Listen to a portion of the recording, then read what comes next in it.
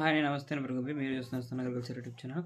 ఈరోజు ఈ వీడియోలో మిరప ధరలు పెరుగుతాయా పెరగవా, అలాగే ఈ బేడికి సెగ్మెంట్లకి మిరప వేసుకోవచ్చా వచ్చే సంవత్సరం, ఈ బేడికి సెగ్మెంట్లో రేట్లు ఎలా ఉండబోతున్నాయి, అసలు ఈ బేడికి సెగ్మెంట్లు అనేది పెరుగుతాయా పెరగవా, అసలు స్టాక్ ఎంత ఉంది బేడికి సెగ్మెంట్లో నేను పూర్తి సమాచారం ఈ వీడియోలో తెలుసుకుందామండి.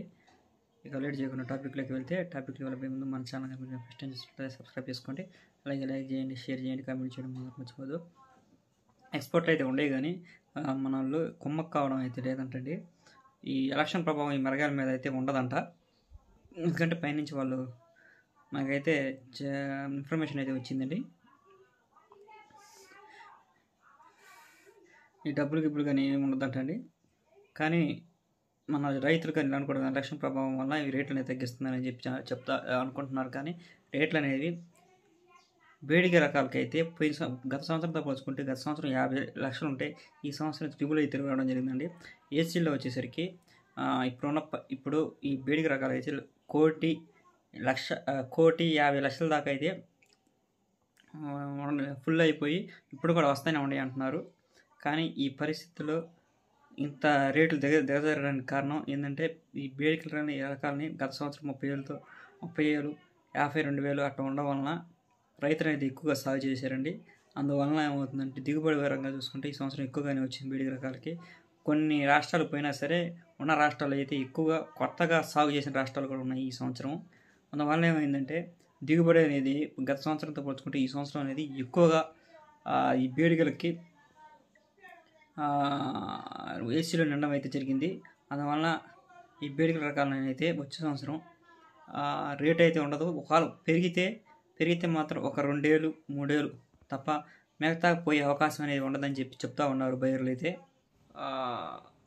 పోయిన సంవత్సరం 1,00,000 ఎకరం దాకా అయితే సాగు చేస్తే ఈ బేడిక రకాలను ఈ సంవత్సరం అనేది దగ్గరగా 3 నుండి 3.5 లక్షల ఎకరం దాకా అయితే సాగు చేశారంట. అందువల్ల కూడా ఈ రేట్ అనేది, అలాగే కొత్తగా సాగు చేస్తున్న రాష్ట్రాలు చూసుకుంటే ఈ గుజరాత్ అనేది అంటూ కూడా కొత్తగా అయితే సాగు చేయడం అయితే జరిగిందంటే ఈ బేడిక రకాలని. ప్రస్తుతం ఇప్పుడు ఈ కర్ణాటక కానీ, హుబ్లీ కానీ, ఈ చలికేరి కానీ, అలాగే రాయచూర్ కానీ, గుజరాత్ కానీ, ఈ బళ్ళారిలో కానీ, ఒక కర్ణాటకలోనే 1,25,00,000 దాకా ఇప్పుడైతే సరికి అయితే ఉండడం అయితే జరిగింది.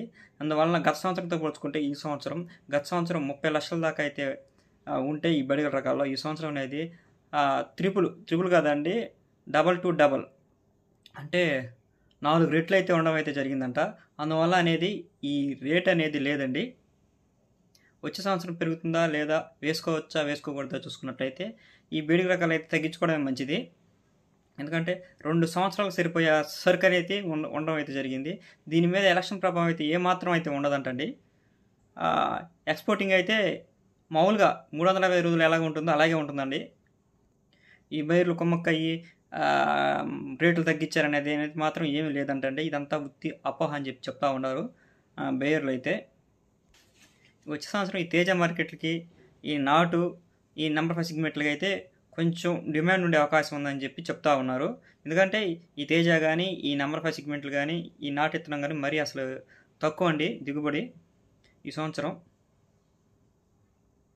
అంతే ఫ్రెండ్స్, ఇక సెలవు తీసుకుంటాను.